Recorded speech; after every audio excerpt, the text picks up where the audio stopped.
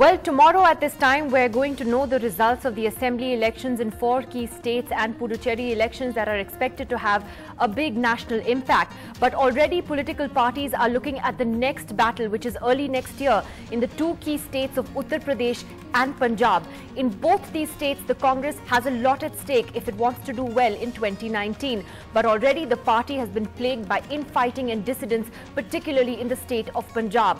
I spoke earlier to Captain Amarinder Singh, the head of the Punjab Congress, on the reports of these differences, particularly with poll strategist Prashant Kishor.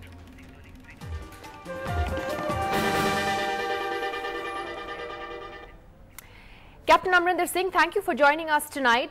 Less than a year now to go for the assembly elections in your state. In fact, we're counting down the months and many are already predicting advantage AAP in Punjab.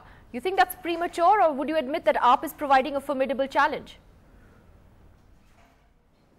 I don't think there's any challenge at all. Yes, that was in the parliamentary elections, because they were a sort of a new phenomena, and there were people who were saying, we've seen this party, we've seen the other party, let's give these chaps a chance. And they did us the damage that they did, and they took the number of votes that they did. But since then, they've split in Punjab. Delhi elections have also proved that their image is going down. The performance of Kejriwal has been very pathetic in Delhi. So all these things filter through to Punjab, and the situation has changed a great deal here. And I don't foresee them. I foresee them as with a damaging prospect, not as a winning prospect. Well, that's certainly your perspective, but you yourself have had quite an up and down journey in the Punjab Congress, particularly in recent years. You're among the few in the Congress party who've actually taken on the party high command and had your way. But aren't you also, Amarinder Singh, leading a divided party that's resulted in the appointment of, and let me quote these exact numbers to you, 36 vice presidents, 96 general secretaries and a 69-member executive panel. This must be a record of sorts. We are in the election mode at the moment. We are in the election year. As you said, 6 months. Yes, by January or February, we'll be in the polls, so 7-8 months.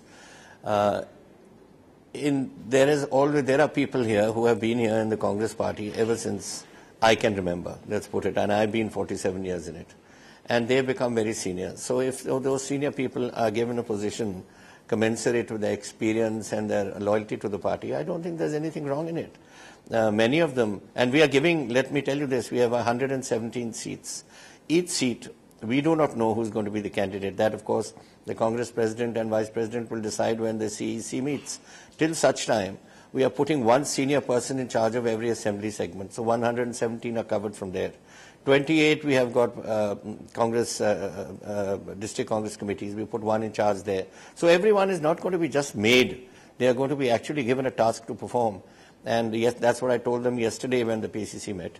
And that is what we are going to allocate these jobs to them on the 30th when we meet again.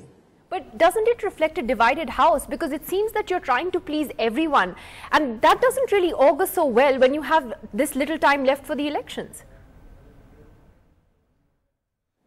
No, that's not it. That's not it, Nidhi. This is what happened was, if you remember when I took over, I said I'm not going to make any changes. Whatever the previous PCC president has made, they will be there. I will only add. I'm not subtracting. And I added where I felt people had been left out, or some community or some caste or some senior people had been left out. I've added them in. Therefore, I didn't start from scratch. I took over from a position which was already existing, with a large number were already there. The figures have just been added, who have been added are just a few more. Basically, this large PCC existed when I took over. Well, you're also experimenting with a poll strategist in Prashant Kishor. In fact, many would say perhaps party leaders were the best strategists, but you actually were key in bringing Prashant Kishor on board for Punjab. Now there seem to be very open differences between you and him. There's none at all. In fact, I was I was sitting with Prashant having a cup of coffee in the next room. He's staying here with me in this house. And so I told him I had to just go because you were on the phone, on the television. And so he said, what is it about? I said, I think about you. So it was. Fact of the matter is, we both get on very well. He is a strategist. I'm the party president. He discusses every issue with me. And whatever we have to implement, we then implement after a thorough discussion what he implements and what I do on his saying. Where this controversy arose was when I was abroad. I was abroad for 3 weeks meeting all the NRIs all over America and seeing them there and talking to them. And he met a few people here. And when I was asked by the press, I said, you know, the two people he met were the people who had been expelled from the party, let's put it this way, because of disciplinary matters. And I said disciplinary matters is a matter of the PCC, and I will deal with that. And that is all I said, but he met them in my absence, and that is the only thing that people have made a big hue and cry about it. That's no issue. I mean, if he went to them, or he met all our senior congressmen in my absence. Because how do you plan a strategy if you don't know what people are feeling and what our own party people or other people are feeling? That's only then you can plan a strategy. There's no difference whatsoever. He's a very likable person and we get on very well together. Well, this is what you were actually quoted as saying about Prashant Kishor in an interview to a newspaper in Punjab just a few days ago. You said, Prashant's business is to strategize. Running the party is my business. He has no business to interfere in this. Taking somebody back or recommending someone's expulsion is my job. That's why I say he does not understand the intricacies of Punjab politics. Now, that's a very clear criticism from you of Prashant Kishor. No. That is what Tribune has written. That is what I had given the Tribune. And of course, people, you know, you don't report verbatim. You add in your own bits in the newspapers. Fact of the matter is, yes, it was on the issue of Jagmeet Barar and another gentleman who had been expelled by the party for indiscipline. And that is what I said, that is the job of the PCC. That is the job of the PCC. So I'm not making any statement which is out of the ordinary. It is a fact. So are you saying that all is well between you and Prashant Kishor, or has Rahul Gandhi told you guys to patch up? 100%. 100% fine. We've been together the whole of yesterday. We've been together the whole of this morning. We have no differences whatsoever. I think, you know, I don't know, little statement to say that those people who have been expelled for indiscipline, that is my job, which is a fact. It's my job. I am the one who recommended that Mr. Barar should be expelled, and the Congress party leadership gave him plenty of opportunities. They called him. And when he eventually didn't reconcile himself to discipline, then they turned him out, showed him the door. And similar was the case with the person here in Punjab. So that is something that is the job of the Congress party to do. This is not part of strategy. Expulsion is not strategy. Discipline is not strategy. Strategy is strategizing for a battle. But Amarinder Singh, Prashant Kishor is also said to be genuinely frustrated with opposition that he seems to be facing from Congress stalwarts, whether it's in Uttar Pradesh or even in Punjab, despite what you say, who don't like his style of functioning. Do you believe he's overstepped his brief, which is why, you know, he's stepping on toes? Do you even acknowledge that there is a problem? No. Not at all. I don't think anyone...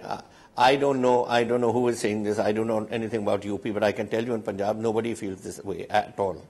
I know in the inside out of functioning of the Punjab Congress and the people.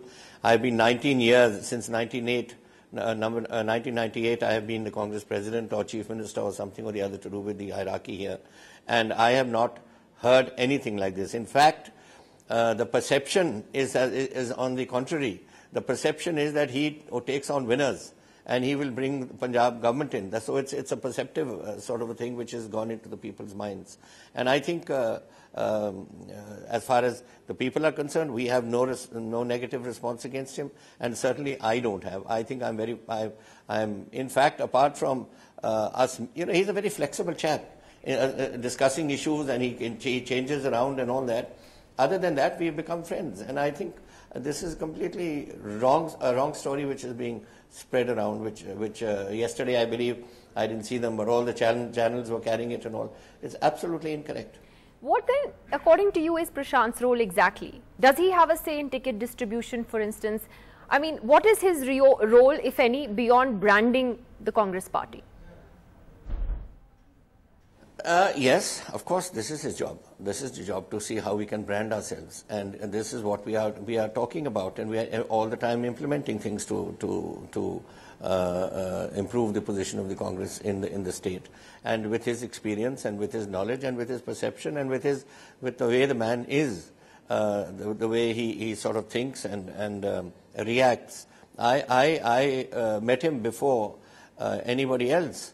And I took to him straight away. And I am the one who recommended to the Congress Vice President that he should be given to us as our strategist. And after due consideration, they gave him to me. And I'm very happy with that. So we are not children.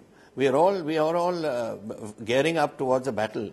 And in that, you have various discussions. After all, strategy is planned by let's take it at the national basis, it's planned by the Committee on Defence and the Prime Minister and all, and the implementation is done by the Chief of Army Staff or the Chief of Naval Staff and all, or the Chief of Air Staff. Similar is the case here. We have a strategy planner, and that is implemented by us in the field. So this is part of warfare, or part of political warfare, you may call it, or anything. This is the way it's done.